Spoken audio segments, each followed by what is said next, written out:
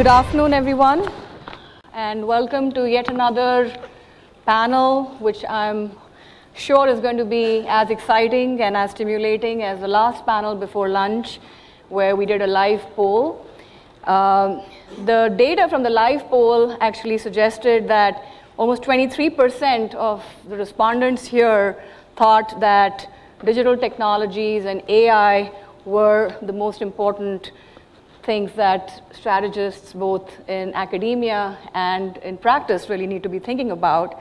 And 19% of the respondents thought that disruption and the constantly changing world that we live in terms of the uncertainty that surrounds us, which is more like the consequence of digitization, was the other important thing that strategists need to be thinking about.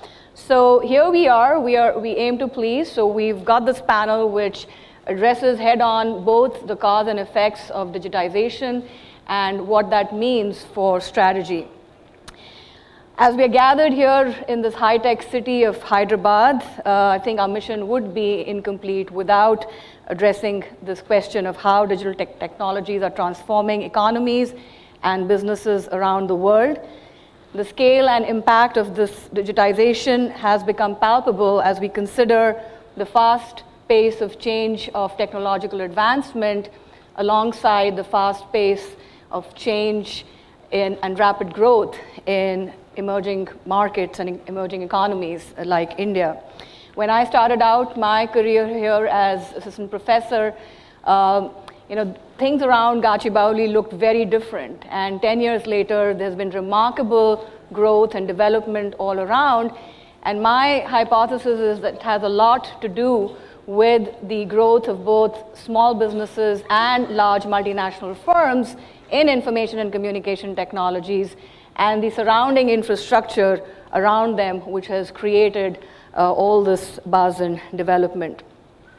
Our colleagues in information systems noted a while ago in a special issue of the MIS Quarterly that digital technologies and platforms can change the scope, scale, speed, and source of value creation and capture. Paradoxically, and since this is a conference about paradox, strategy research has lagged this trend. And it's only now that prominent journals like the Strategic Management Journal, which has launched a special issue on platform ecosystems, which I'm co-editing, as well as Strategy Science, which is another prominent journal, which has also launched another special issue on digital strategy. These efforts are aimed to advance our understanding of this phenomenon. And it is in this spirit that we have assembled a highly distinguished panel to open the digital black box for us and generate insights for strategic management, both in research and practice.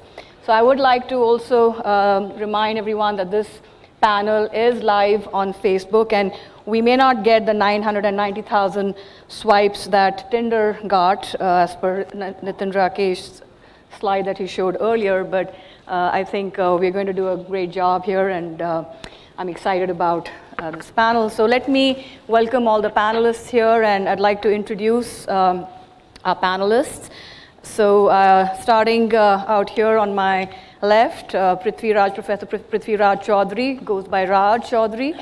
Raj is an assistant professor at Harvard Business School in the Technology and Operations Management Unit. His work is concerned with managing strategic human resources, and he's been studying how AI will shape the future of work. And then on his left is Professor Nandkishore. He's a professor of practice at ISB and formerly CEO of Nestle in Asia, Oceania, and Africa. He has also served in many other leadership positions at Nestle throughout the world. And then on his left is Mr. Martin Reeves, director of Boston Consulting Group's Henderson Institute based out of New York. This is BCG's think tank, and Martin's work has been really distinctive in the sense that he has really engaged with researchers and with a community outside of consulting. I would describe it as thinking from the outside and kind of looking at the outside to develop new ideas in strategic thinking. He has also authored numerous articles and has done cutting-edge thought pieces. Is also the co-author of the much acclaimed book, Your Strategy Needs a Strategy. And finally, Professor Nick Vonortas from the George Washington University. Nick tries to keep away from strategists and from strategy as far as possible. He's a professor in the economics department in GW and also at the Institute for International Science and Technology Policy at GW. But of course, students like me have always tried to rope him into our committees, and we keep kind of getting him involved. He's also doing some really interesting work in Brazil, and he's going to talk about that as well. So with that, I'd like to get started and open it up with our first question, which I'd like to address to Nandu. So Nandu, you've done a tremendous amount of work in guiding companies globally through fast-moving environments and technological change. So given this perspective, especially in the context of the work that you've done at Nestle, how are industries such as healthcare, energy, automotive, retail, finance putting advances in digital technologies to work? And are some industries just better targets for digitization and for putting resources to good use? So what are your thoughts on that? Thank you, Gurneeta. I'll try. A lot of the technology changes that you've talked about are stuff that everybody knows. People talk about the impact of retail, transportation, disruptions, and this is common stuff. What I'd like to do very quickly is mention one lesser known disruption that's creeping up on us, just to sensitize and set the stage, and then talk about a major disruption that is not directly caused by technology, but is indirectly facilitated by technology. First is, I'd like to just spend a couple of minutes on healthcare. And what people don't realize is that this little device that you have, the mobile phone, is the biggest revolution in healthcare for the last 50,000 years.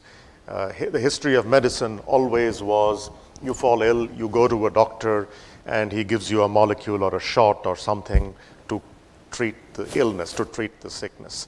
Nowadays, with active monitoring, with your Apple Watch or with other devices like a Fitbit or a Whoop or something, you're monitoring your vital statistics all the time: heart rate, sleeping patterns, glucose levels, and even blood pressure. With the result, with the amount of data now available, you can even do an ECG with these devices that can be sent to your doctor online. So you don't need to go to a doctor to do an ECG. And this is continuous monitoring. It's like wearing a heart rate tracker 24 hours. With the result that the future of medicine is treating illnesses before they happen. And that is fundamentally enabled by technology, in this case, a smartphone, which is a powerful computer combined with some sensing technology. And this is going to revolutionize healthcare and affect sort of even governments. Instead of being the health ministries typically are treating sicknesses, the future, and I've heard more and more doctors talk about preventive cardiology. How do we have preventative medicine rather than curative medicine? It's an emerging and exciting new field of study, which is enabled by technology. So that's definitely one big driver, in addition to all the others that you've spoken about. The other interesting thing I'd like to talk about is simply the changing behaviors of millennials and digital natives. I'm a baby boomer. I'm retired now, and my behavior, when I look at my generation, we were aspiring to different things. We had very different behaviors. Today, baby boomers and millennials have fundamentally different expectations, even value systems, on what they expect from the world around them and brands and companies around them. So with the result that, therefore, trends, for example, anything that's natural, anything that's organic, anything that's sustainable, anything that's local, anything that's artisanal, all these things start to gain a lot of steam. And these are enabled by technology, enabled by e-commerce. I'm also a venture capitalist. I've invested in a few small startups, and we are able to disrupt large, fast-moving consumer goods who have problems of their own, like Johnson & Johnson has recent issues, for example. But they create the opportunity for startups like us to come in and start to use technology and cater to some of these new evolving requirements of the millennials. And this trend is not just in India, it's global. I was in Saudi Arabia yesterday, exactly the same concerns. And it's amazing how globalized this new millennial is in the way they behave. So huge changes, some directly technology creeping up on us, like healthcare, some which we don't yet see, which is enabled by technology, which is fundamental consumer behavior. Social behaviors are changing. Nick, you've done some work looking at the applications of AI and digital technologies in the service sector. So let me make a couple of points here to complement what Nandu said. Let me say something about health first, and then go to finance. Health is going to be disrupted to an extent that we cannot even imagine. Recently, I was in a major school of medicine, medical school in the United States. My son was starting, okay, and the dean was giving the address to the new. So he talked about the classic medical issues, how good doctors there will be, this, that, and then I realized he was not saying anything about this. So I raised my hand and I said, could we, is the school thinking about how these people, actually the graduates, are going to be working in the next 20 years from now? Most probably nobody will be independent worker. They will work for a big company. They will need the big data. They will need the infrastructure that the company will give them, because otherwise they will not. I realized at that point that the school had not started thinking about this, or if they had still, they didn't want to tell us what they were thinking. So major areas like this probably will be disrupted by phones, as Nandu was saying. The second, of course, point that I want to make is that since we are in this region that you mentioned, e-tech, high-tech, financial technologies, I have done a little bit of work there. And of course, if you go out in the literature to find stuff about fintech, what we call fintech, my sense is that 90% or more of that is hype.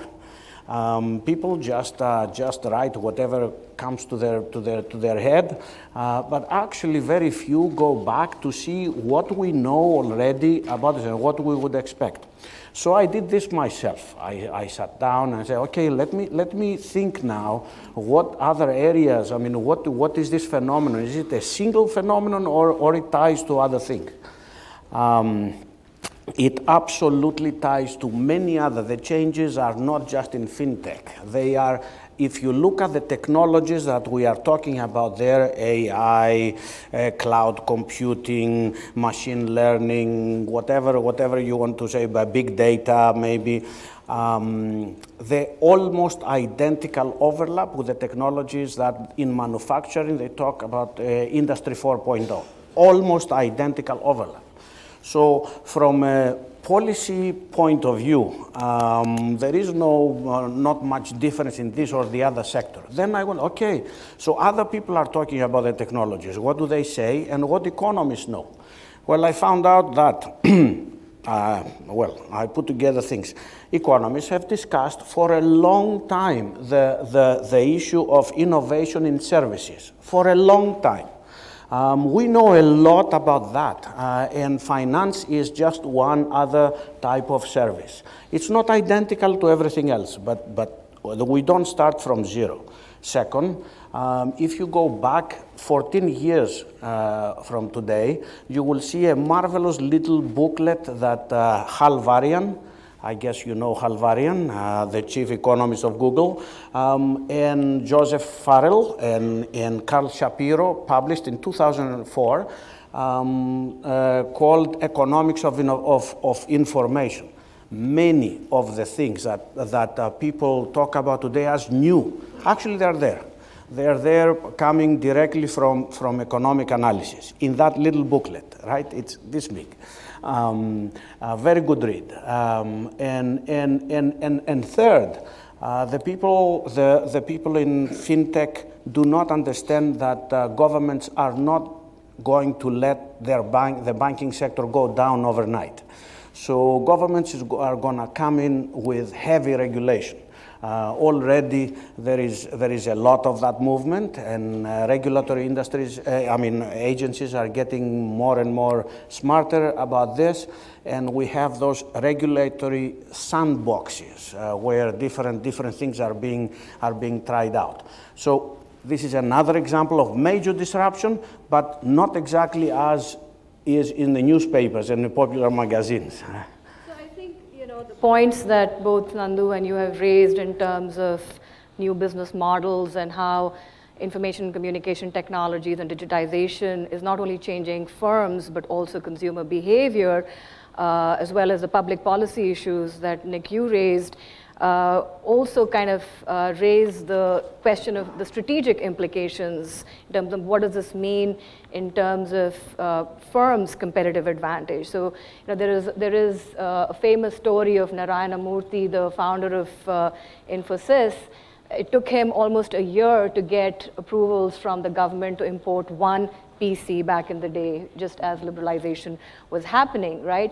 And at that time, just having a PC in your company was a source of great competitive advantage. And of course, over a period of less than a decade, it became something quite ubiquitous, and there was no longer a differentiation-based advantage there.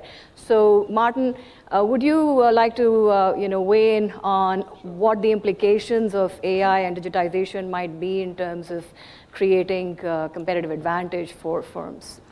So I think one of the problems when we talk about technology is we often talk about the functional advantage, what it can do. But you're right, the PC conferred no competitive advantage. It increased the cost of doing business because we all had to have a PC. So AI, tremendous exciting functionality, but where's the advantage? Well, there are some transient advantages. The first companies to adopt have it, and there are many that don't yet, but these tend to wash out. It's certainly not in the algorithms. So one of the peculiar things about AI is that the algorithms, A, are mostly public domain, and B, they have no value unless in the context of data and training. So it's not the algorithms.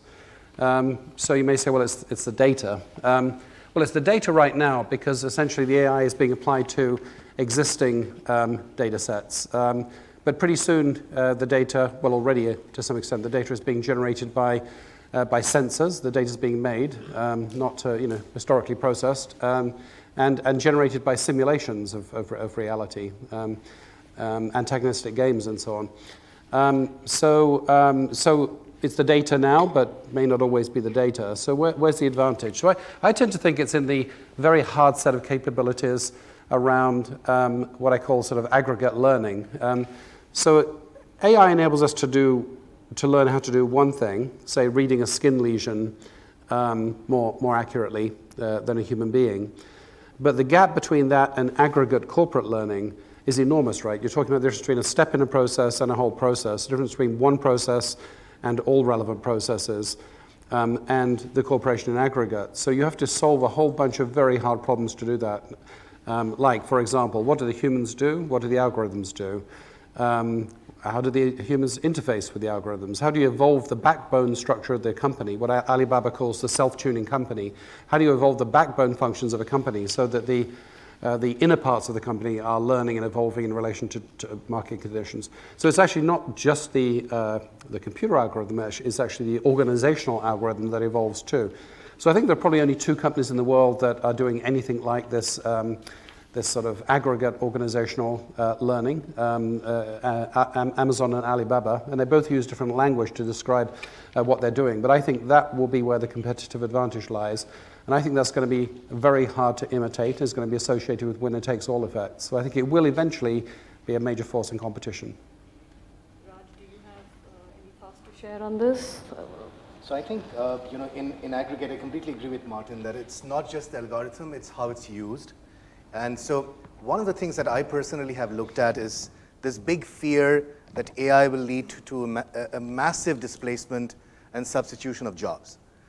So I have two comments to make on that. So first of all, my personal take based on my research is that AI and machine learning is only as good as a tool in the hands of human beings. So it's really the complementarity that we should be focusing on. And just to sort of bring that to life, let me briefly tell you about an experiment I ran with the US Patent Office. So as you may know, in the US patent system or any patent system, the task is to examine the patent in front of you and find relevant prior patents to invalidate that. And they've developed a machine learning tool to do that task. And so what we did in the experiment is we took that tool and gave it to a bunch of novices who had never done anything to do with patent examination. And we had two groups, one doing that with machine learning and the other without machine learning, with a Boolean tool. And we gave both the groups, only half of both the groups, the ML and the non-ML group, some real advice on how to search. And this advice came from an experienced examiner. So what we find is that without that advice, without that tacit knowledge, no one did the job correctly. And why is that so? Because in the patent system, these lawyers filing the patents for firms are deliberately framing the language of the patent in an ambiguous way. So they're trying to frame the language in a way that gives them the broadest possible patent. But the ML algorithm is just naively reading the text and trying to search against the text. But the human being, the patent examiner, has played this game for decades. And she knows what keywords to add back to the search. So I think the broader point I'm trying to make is that in any task, think about insurance claims processing. When the person is submitting a claim, he or she has no incentive to truthfully report everything. So the ML algorithm is going to search on the text of the claim submitted, but the human being can add her domain-specific knowledge. So that's the first point, that think about AI as a complement to human skills and human knowledge. The second point I want to make is that you might fear for AI and job displacement. The reality is AI is here to stay.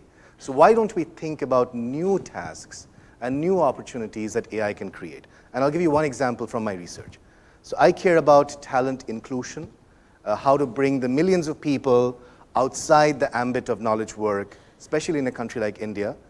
And what is the biggest bottleneck of getting a good job today? It's the status of your institution. So I know I'm sitting in ISB. I went to IIT myself, and I did my PhD at Harvard. But if you don't have those credentials, it's very hard to get into a good job, right? But what ML can do is you could really create a very detailed model which looks at the post-recruitment performance on multiple things, hard skills, soft skills. And you could create an ML algorithm which could be status agnostic. So it could look beyond the status of your institution to look at other human characteristics and remove some of the bias. Thank you. So I think there were two key takeaways for me from what Martin said and from what Raj just described. And I think, Raj, what you're saying is that AI and digitization or digital technologies broadly are sources of competitive advantage to the extent that they can be complemented with human resources. So they're not standalone sources of competitive advantage. And Martin, you also made a similar point about the aggregate organizational environment, so to speak, and how replicating that really becomes difficult for firms, which in turn makes it difficult to replicate the competitive advantage that a firm may have.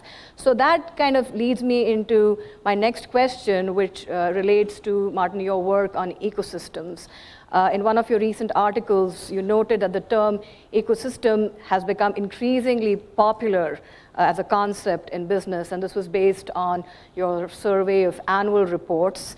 The word occurs 13 times more frequently than it did a decade ago, with 25% referring to ecosystems, up from 4% in 2008. You also noted that large companies in the digital space like Apple, Amazon, Alphabet, Microsoft, Facebook, Alibaba, Tencent now depend on dynamic multi-company systems. So tell us, what exactly are ecosystems? And is this a new phenomenon that needs to be explained? Well, I think ecosystems is both a source of linguistic confusion and a real phenomenon. So in terms of the confusion, I've seen ecosystems being applied from anything from a product portfolio to a set of policies to even a product, even a purpose statement of a company to make people happy. They're talking about the happiness ecosystem. So you can virtually use ecosystem in any way you like. So all the characteristics of a buzzword. However, I think there's a real phenomenon underneath it. Substantively, I think ecosystems is a new structural species. We have the relatively static structures of vertically integrated companies or static supply chains, and we have the relatively open and dynamic structure of a marketplace. The ecosystem, dynamic, semi-permanent relationship between companies, usually in the context of the digital marketplace, is an intermediate form, and it has some unique characteristics. I think it has fluidity.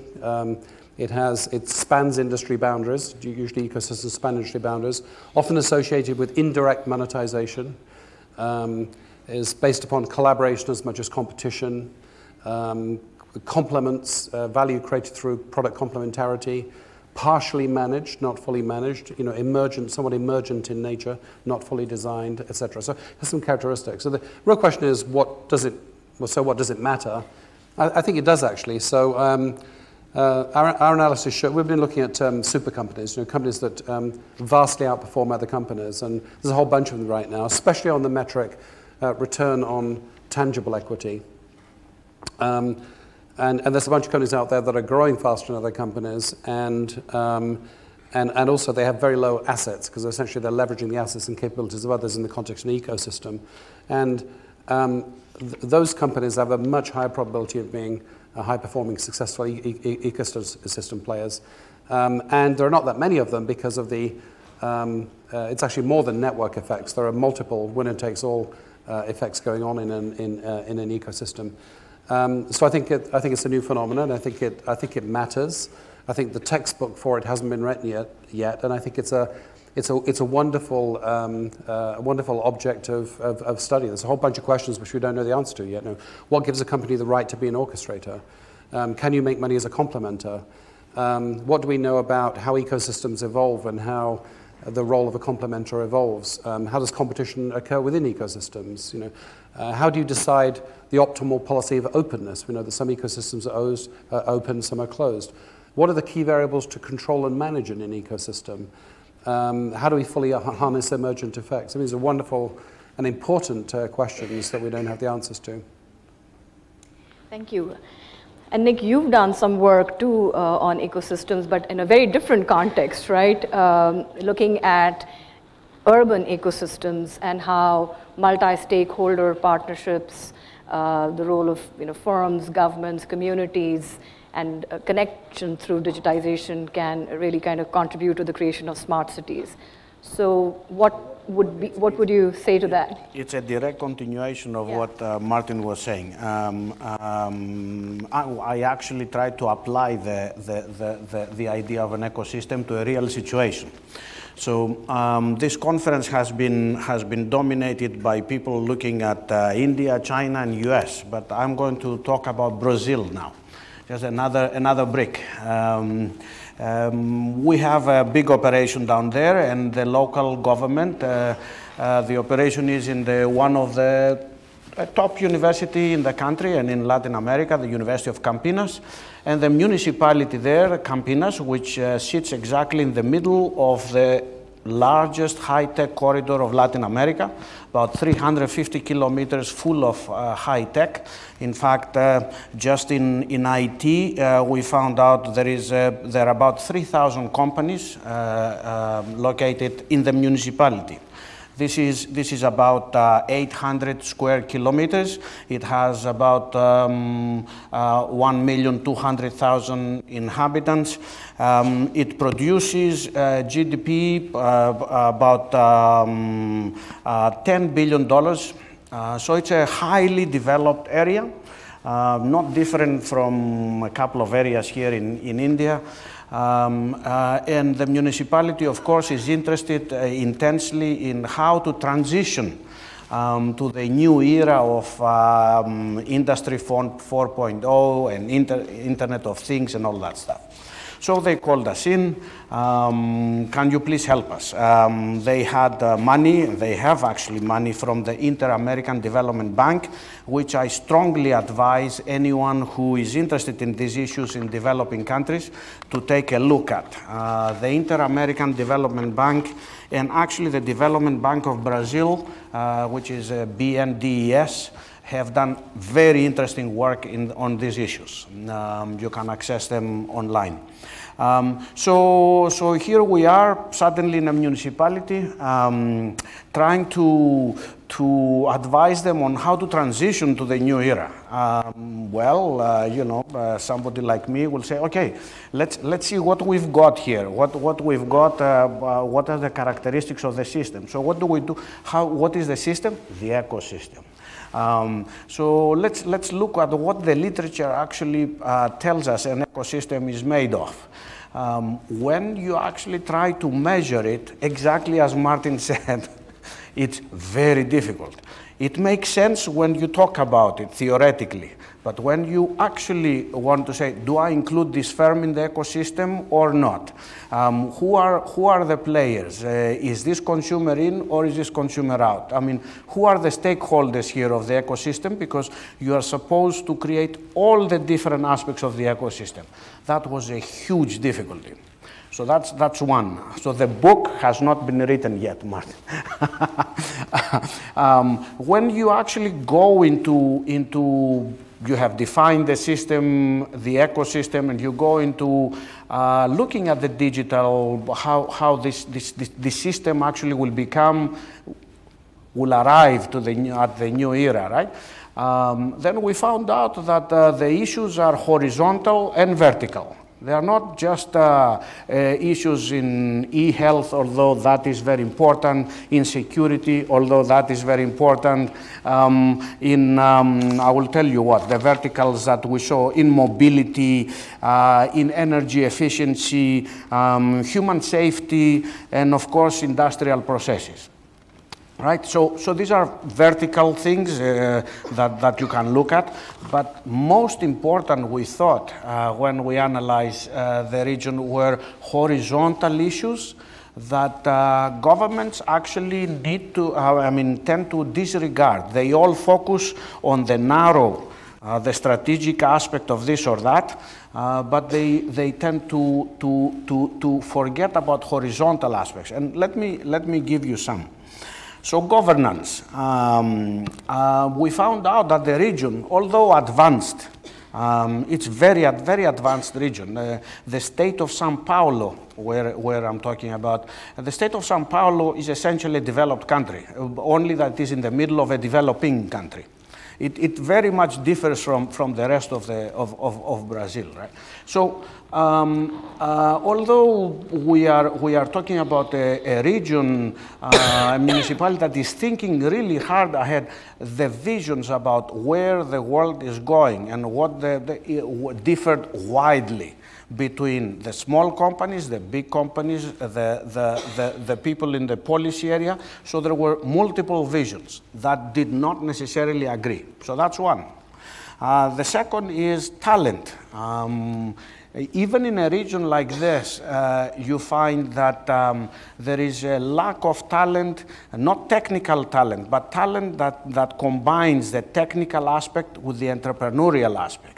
The talent that really will build these new companies that will look ahead. 3, funding. The funding instruments are not right for this type of innovation. They have funding, they have a lot of funding. São Paulo State has a lot of funding, but not the right instruments, right?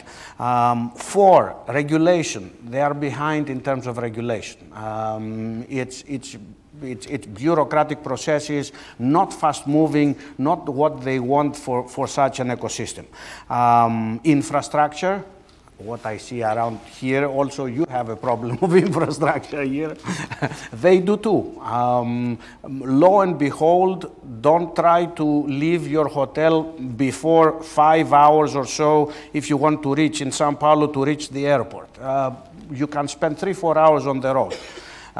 So similar things. And communication, right? Communication of things. So to answer the question is that one can talk about the very particulars. The discussion can go about the specifics, about the specific companies, the specific areas, e-health, mobility, whatever.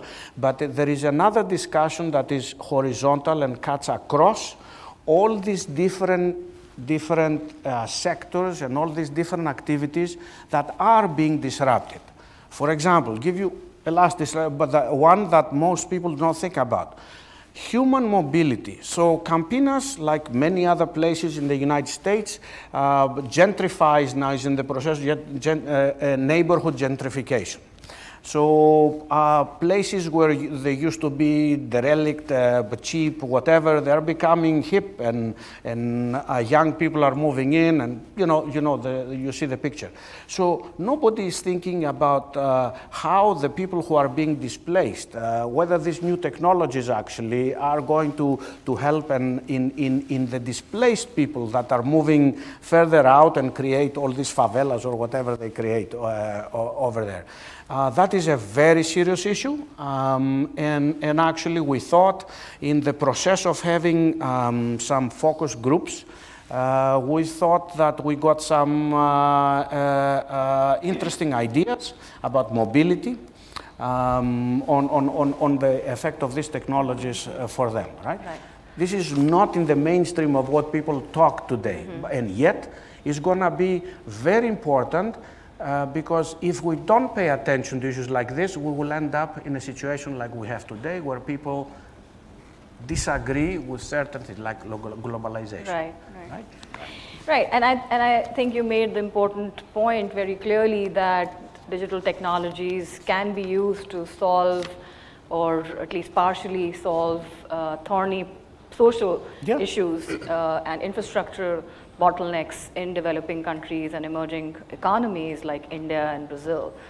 At the same time, even though digital technologies have a significant promise to improve the world that we live in, they also raise several types of concerns, right? So the one big concern, which also speaks to social responsibility, both in theory and practice, is the impact on employees, on jobs, right? And Raj, you alluded to that and spoke to that a little while ago. But I think the question, the elephant in the room still kind of is about, will robots and AI destroy jobs, right?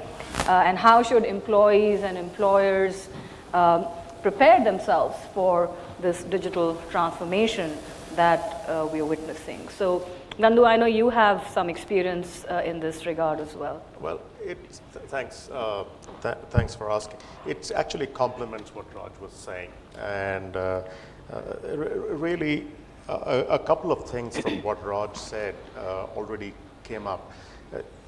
There is going to be disruption to jobs because of automation. It's not that jobs will disappear. The nature of jobs will change to building complementarity of skills with technology to do tasks better or to do new tasks. Now, that given, and I've seen automation happen in India. In India, there's factories which are being roboticized. So at a certain level, repetitive jobs are disappearing, whether it's in the factory floor or it's in the office. White-collar jobs that can be, roboticized or done by a software bot, not even AI. That will happen.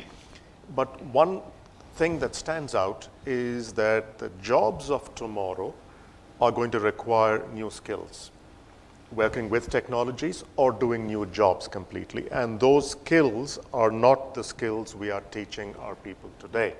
So how do you prepare, therefore, young people or current employees for tomorrow? So two important factors here. The first is the jobs of tomorrow for humans are what computers cannot do on their own. It's just a general principle. And this then leads to the skills that are very, very important. the ability to use technology, to learn technology, and to do something. That's an important skill. And that means, specifically, it means the attitude of continuous learning. Learning agility becomes a key development skill. Second important skill going forward, more and more as jobs get roboticized and computerized, emotional intelligence is going to become very important. And service is going to become very important. I still want to have my coffee made by the barista rather than just by a machine. So, yeah, I can't flirt with the machine. With the barista, I can flirt with the barista. So it's, yeah. So these are, so all of this means that there are fundamental changes in the kind of skills we need to prepare people for. And particularly with India, this worries me, because in general, in India, we prepare people for a highly individualistic, competitive, do-it-yourself kind of a behavior, which doesn't contribute to teamwork. We, in fact, actively seek to destroy emotional intelligence in our entire education system. So I think we are doing a disservice, the education system, to prepare our people for this emerging new reality of jobs for tomorrow and the skill sets that are required for these jobs of tomorrow. Raj, you had something on this. I'll just add to that. So I'm currently working with a very large global consulting firm writing a case. And the case is, and it's not BCG, and the case is about how AI is going to disrupt their business model. So one of the things that came about is, so this is a consulting firm, strategy consulting firm. And for years and years, folks who have done consulting or know about strategy consulting, it has been a very top-down process. You went to a whiteboard, you wrote down hypothesis, then you tested the data, the hypothesis against data, and then you came up with recommendations. Now, what's happening because of AI and ML is you are now doing consulting and problem solving in a very bottom-up way. So as theorists, we would call the top-down approach deduction. So you start with a theory or hypothesis, you go down to the data. The other approach is the bottom-up approach is more like induction. The data is revealing certain patterns. So the data is revealing that a 27-year-old living in this part of the country would like this kind of a vacation. A 27-year-old in a different part of the country would like a different kind of vacation. So this allows Disney to personalize its vacations. It might allow your barista to personalize your coffee even before you've stepped inside the cafe. Now, the big problem for this consulting firm is they get it. They get it that the consulting model is changing, but how do you take this body of thousands of prior partners and train them in this? So one thing they tried was to create a role called translator. So they had data scientists, they had strategy consultants, and they had a translator trying to translate, and it didn't work. It was a horrible sort of failure. So now what they've done is they're sending all their several thousand strategy consultants and partners, like 40-year-olds, 50-year-olds, to a university to get trained in ML. Now, will that work? I don't know. We'll see how that plays out. But I think, just in terms of the reskilling point, I can't belabor how, how important this is. And there are questions for MBA. So I see Dean, in here. What does it mean for the future of MBA education? Do we make analytics and ML part of the curriculum? Because if nothing, our students will be sophisticated users of this. So they really need to speak the language and understand what ML is all about. Thank you. I think those are really very insightful comments from the field work that you've been doing and from your practical experience. So since I am an international business scholar and student, I would like to ask the last question, which has to do with the role of China, the role of the Chinese government and the role of Chinese firms and how they are transforming the landscape for other companies and governments throughout the world. So just to give you a little background on this, a recent study by PricewaterhouseCoopers found that China stands apart in the extent to which its government is prioritizing artificial intelligence. And this research indicates that China will reap the most benefits from AI over the next decade, approximately $7 trillion in GDP gains by 2030. And this is going to be due to the uptick in productivity and consumption. So how should governments and companies in the rest of the world respond to the investments and the developments that are going on in companies like Alibaba, Tencent, and Baidu. And how do they compete with these emerging giants from China? So, Nandu, would you like to start? China is a fascinating study in itself because they are, on the one level, they are rewriting the rules of capitalism. So this is very much state-funded, state-supported capitalism in a way, which is very different from the model that is elsewhere. So therefore, startups like Alibaba have access to a lot of political and financial capital to build business in a way that no other startup, even Amazon doesn't have that kind of pool to draw upon, so which is a very interesting thing. The second thing is the vision with which this directed economy is driving all of this. The investment in AI is underwritten by two things. One is a huge investment in data and in making sure that the ownership of the data stays within the Chinese nation. The ownership, the data doesn't live outside. All the data collected by all companies in India lives on a server somewhere in Alaska. In China, not one piece of data leaves the country. It all lives in China because they want to use the data. That's a very important thing. And second thing that they are doing is they've actually gone out and they're trying to create the same word, ecosystems, where they're trying to attract people from all over the world. Try getting a work permit as a foreigner in India, next to impossible. But you go into China and they are actually attracting people and they're creating the ecosystem to help create these competencies in China, to use the data, to then pair it and to retrain the people. So I think there are a lot of lessons here from the Chinese government that other governments would do well to take note of. I that. Yeah. I think technology is interesting because it has implications beyond technology. We talked about some of the human ones. When I first joined BCG, I remember we always had a checkbox for a module in a strategy project, which was social and political environment. You always analyze that as part of the strategy. And somewhere in the mid-Reaganomics era, that sort of went away. Everything was just about the economics and the markets. Well, it's coming back with a vengeance because there's the question of who's winning, China, America, one of the two, certainly not Europe. Yeah. And India is quite behind, I think, too. Oh, definitely.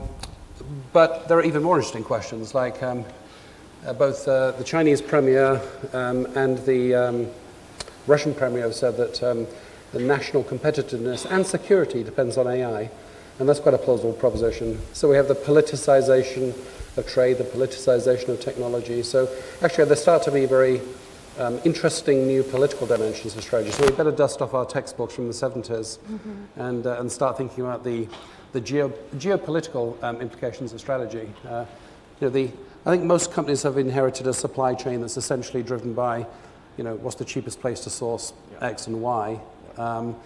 They're gradually waking up to the reality that they need alternatives. They need the resilient version of that. But I think they also need the politics-proof version of that too.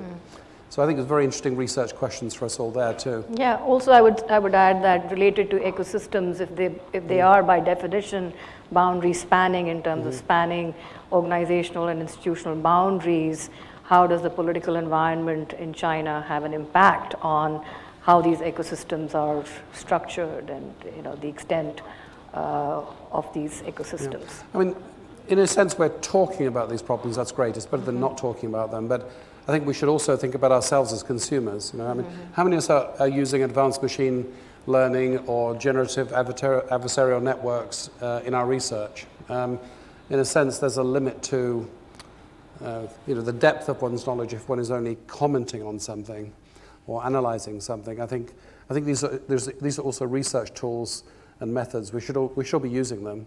So I've got a principle in my lab, which is anything we talk about, we use. We try and see what it does to strategists and strategy, and it often deepens the insights. So two very quick reactions. to what Martin said. First, it's because individuals can't keep up. Excuse me. Don't pour cold water on what I'm saying. Your ideas. I think he's just celebrating, right? It's like popping a champagne bottle of champagne.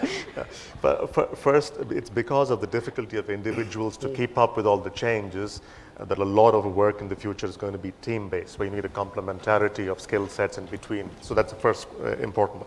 Second point in China, which is important to note and mention, the national investment in R&D. Yeah, as a percentage of GDP, I believe one of the highest in the world is Singapore, investing 3% of GDP in R&D. China is about 2%, and that kind of dwarfs. So as it's a government-led effort to create and own the future. Mm-hmm. And that's going to be very difficult for private capital-led enterprises to compete with. Mm-hmm. Would you like to add? I grew up in an era where there was another country that was threatening the United States, and we all ran scared then. And it was not China, it was Japan. And pretty similar discussions we had then on it was a matter of when Japan is going to take over, not whether. And things did not pan out this way. I don't know why. My take is that Japan could not change their development model when they reached the top, because they did. They then could not replace with something that will drive them forward as number one. And there are many unknowns in these equations. China is, of course, has done a remarkable work in closing the gap. Spending 2% of a GDP, but across the channel is Korea that spends 4.5% and Israel that spends 5%. It's not going to be linear. However, what you said with the data is a major point. Whoever controls data these days, because we train machines this way, whoever controls the data is going to have the upper hand. And it seems some reports say, I don't know, Martin knows better, that the Chinese will actually have access to larger amounts of data than the United States. And that is something that most people do not think about. Right, and there are unanswered questions about what advances in AI means for cyber security risks, for instance, right? I mean, in terms of cyber hacking and data breaches. So it's not just AI. Yeah. This is very interesting. There's an ethical dimension. Let's set that aside. Genetic editing of humans is banned everywhere else. It still happens. Where does it happen? In China. And it goes live and it's publicized. Yeah. So there is a lot that's going on. There are lots of different dimensions. So I'd like to thank all the panelists for covering a lot of ground, and I'm sure there are lots of unanswered questions right now. So I'd like to open it up to the audience for questions. Do we have a microphone somewhere? This one up there. Can you? Yeah, this is a question for Martin and anyone else who might want to jump in. Now with the ecosystems coming into play, does it have a fundamental impact on the way that we look at the scope of the boundaries of the firm? Because your traditional, the way that you look at diversified firms or vertically integrated firms is very different now, right? So if you look at a company like Amazon, it looks like a very focused firm which is only in e-commerce. But when you really look at the businesses, they're in everything from pharmacies to furniture, which is very, very diversified. So could you talk a little bit about how companies should do it? And the easy part to your question is that the answer is certainly yes. Actually, I think the unit of analysis changes in many ways, right? I mean, it's not the firm, it's the ecosystem. It's not necessarily the ecosystem, it's the ecosystem of ecosystems. It's not necessarily countries, it's trade between ecosystems. A lot of trade is now mediated through digital marketplaces. That's the easy part. The trouble is that a lot of convenient ways of measuring and analyzing things disappear once the boundaries become variable. So I'm trying to do something now with natural boundaries. if I forget industry classifications and so on, and I simply say, who has relationships with whom and where are the transactions, and I define, the natural unit of affiliation, I know what I want to measure, but it's very hard to measure. So I think the good news there is that is a tremendously important and interesting research topic for us all. How do we measure natural boundaries? How do we measure flexibility of boundaries? How do we optimize boundaries? If I were to if I have another book in me, it would be to write a book about the boundaries. Actually, I think is a very sort of deep and broad research problem for us all.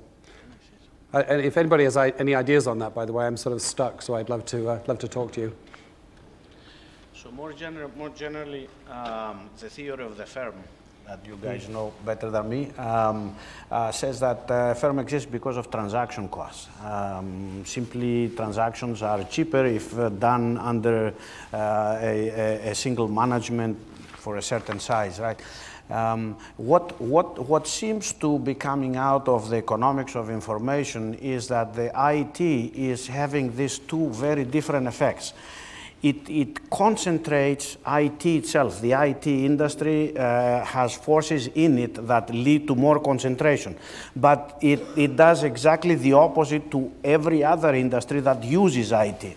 Because it affects the transaction costs. And thus, instead of having the big, humongous integrated firm, you have pieces of it, but now can communicate and have an alliance, let's say, a system, an ecosystem, if you call it, or whatever. And thus, it breaks up into more competition other industry by itself is getting more integral, so without really the industrial organization economists, without whether what we have seen in the United States in the past, which has been the great strength of the country, to have regular churning at the top. Companies actually coming, doing their thing and leaving space, opening space for others. We doubt that this will happen at the same rate because companies now, the IT companies, they will be very difficult to unseat just because they have these economies of network economies, right, on both the demand and the supply side. So if I can maybe counter that a little bit. So I think that you're right. We have, in a sense, a different type of natural monopoly, the IT infrastructure provider. So I find in addition to ecosystems, another useful way of thinking about this is stacks, the idea of a software stack. So at the bottom of the stack, you have infrastructure, which is a natural monopoly, and then you may have the applications, which may have economies of scale, and then you may have at the top of the stack, you may have user consumers where there are no economies of scale at all. So that's it's an interesting framework for thinking about a new significance of scale and the de-averaging of scale. Now, if we I'm not sure how much truth there is in the notion, but if we reinvented strategy around that concept, things would look, our toolkit and our concepts would look very different, I think. Yeah. So I find it very exciting what technology is doing to our frameworks and knowledge. It requires us to have new ways of thinking about things. I really agree with this. Yeah. I totally agree with this. Yeah. I totally agree. Other questions from the audience? There's one at the back. Right at the back, right at the back.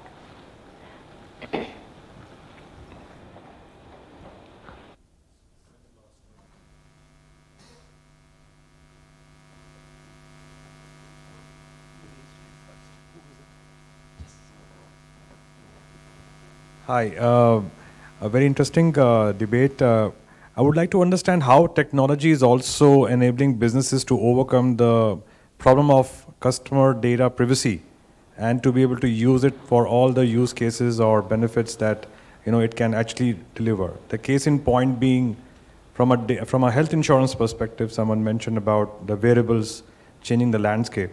But my experience has been that customers are very averse to opening up to share their data, whichever variables they're using, for it to be crunched by those AI-led engines of the health insurers to be able to produce something significantly serviceable as a product for the customers. So what's happening in the technology space to overcome these data privacy issues? You want to take that? So quick response, and then please, others could jump in. So, I was recently in Pune talking to an Indian IT company, and this is exactly the problem that came about, that every client wants to create an ML that uses every other client's data, but no one wants to contribute that data, right? And this is a classic public goods problem. So in econ, we would call this public. So I guess there's no easy solution to this. And so, you could create firewalls, you could essentially anonymize data. But I think we are sitting in a strategy conference, and I think one of the things that lead to competitive advantage is if a certain company is able to find a way to create that metadata data set. So every company, as I think Martin said, the algorithms are out there. They're public. So if you can create that cogent data set which combines different populations, subpopulations, and scales up, that could be, at least temporarily, a source of competitive advantage. Just to add, because the specific question was also on privacy, data privacy. Interesting thing that's already started to happen, at least in Europe, where I live part of the year, is insurance companies actually give you better rates if you allow them to monitor your driving behavior with GPS. So they actually give you better rates. So economic incentives may well then encourage people to be willing to share their data specifically. How fast will it happen with healthcare data? If you're normally taking good care of your health, you would like to avail of a discount. It's not going to happen overnight. It's going to be a process. I believe over time, firms will figure out economic incentives to encourage consumers to give up data privacy. Selective. The trouble is that we don't know, of course, in advance the uses to which we want to put the data, so it's a very complicated problem. At the time, at the time of giving permission, consumers seem to care very little about the specifics of the permissions they're giving.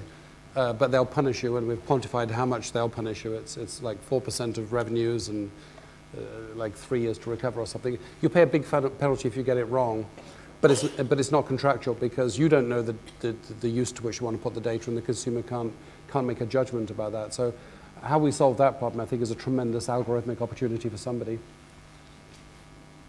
Are there other questions?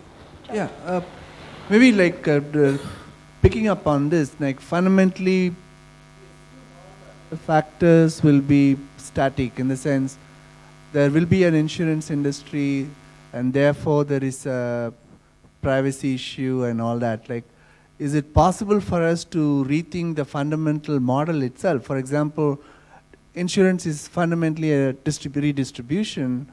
So if the digital comes in, can we think about a very different distribution model rather than paid insurance and stuff? So, I mean, but to me, like it's sort of the task seems to be envisioning a different future. I mean, we can't think of moving in digitalization thinking in one dimension, assuming all the rest are constant. And how do we rethink the whole system for a new world which might be enabled by digital technology? Another question, yeah. Slightly tongue-in-cheek, if you permit me. I'm not sure if I'm answering Charles's question, but I just thought of putting a provocative proposition to the panel that maybe the slogan, instead of data is the new oil, maybe the slogan should be data is the new gold. That we've created a new store of value without anyone knowing the use of it, but we're willing to give the value well in advance.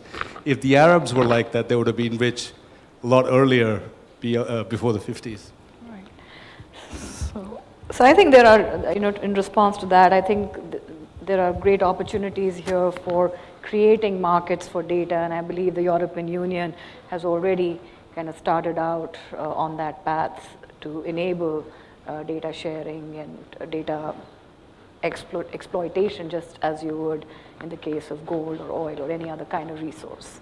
So I think that's a good observation. But we still don't know how to monetize. Yeah, we don't know how to monetize, yeah. But there's value. Yeah. I think if data is the new gold or oil, I think learning is the new internal combustion engine. I think we need Metrics of learning. Essentially, we need to know the aggregate learning effect of things at the level of nations, companies, ecosystems. I don't know many companies that actually measure that. And I think that's something we spend a lot of time thinking about. I think we may have time for one last question. Did you have? There's one right at the back over there. So, we are talking about organizations. What about researchers? Say if I take a light-hearted take on the issue, do I see anytime soon my Google Assistant being my third author or second author on my paper? Do you see something like that coming anytime soon? So those who study the patent system actually are asking questions like, if my AI machine produces an innovation, who is the owner? Who is gonna be allocated the patent? I own the machine, but it invented the thing. So, yeah, the legal profession is at it, but I don't know. And there's a very interesting question here, which is, coming back to Pavan's gold analogy, a lot of insight making is going to be driven by access to data. What is the strategy of the people in this room to get adequate access to the data so that you can actually, theorize about these phenomena? I'm not sure. My perception is we don't have the access we need today to study the things we need to study. We may have it on a sort of individual bilateral basis, but what is the strategy? What is the data strategy of strategy academia? Can I have one question? I think there's a gentleman here. Excellent presentation. Thanks and congratulations to all the panelists. Data collected by China retains in the server at China itself, whereas it is not so in India. That's what I understood. The question is it because of lack of political will? Is it because of lack of creation of awareness among the activists? Is it because of taking everything as granted and carelessly about retaining the freedom of India to retain such data in India itself server? What is the corporate strategy in the age of paradox? At least kindly, because my tone is not clear, you can express the question to the audience. They will have their own answers. At least, question be conveyed. I am Sitharamaya from Delhi. Is the question, what is the disadvantage of India? No. So the question that Mr. Sitharamaya is asking is, should India have a data policy of some sort and data initiative of some sort? So there is some discussion going on this. The fact is India has done a lot. The very Aadhaar-based data stack is a very impressive achievement in itself compared to many other countries. There is some thinking happening on this. In fact, I'm also writing a couple of articles on the data policy and data initiatives. So there should be something. There is, it's not, yeah, some they've already announced. Patent systems, etc. Payment systems has to reside here. So that's already been announced. So there is work happening, and I'm fairly optimistic this is going to come out very soon. All right, with that, we would like to conclude this panel. Thank you all for sharing your perspectives. I think we touched on all the features of a panel that we would like. We've got a very diverse set of views, and we also got some debate and disagreement. We also got great audience participation, and your questions really added to this discussion. So with that, I'd just like to say a big thanks to everyone, and please continue to stick around for the last session for this conference after this plenary. So thank you all very much. Thank you. I would like to invite Professor Rishikesh Krishnan, Director IIM Indore, for presenting the mementos.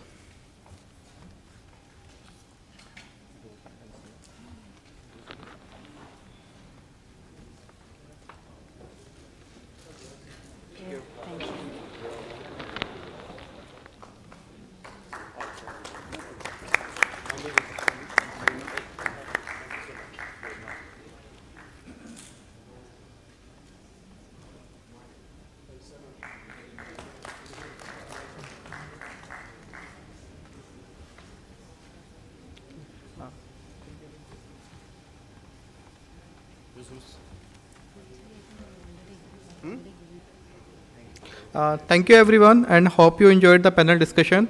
Couple of announcements. First, there are parallel sessions scheduled at level 1 and level 2. Second, there has been a change in dinner venue. Instead of RC lawns, the dinner will be now served indoors at the atrium below. Please join us for the dinner there starting at 7 p.m. Have a great rest of the evening.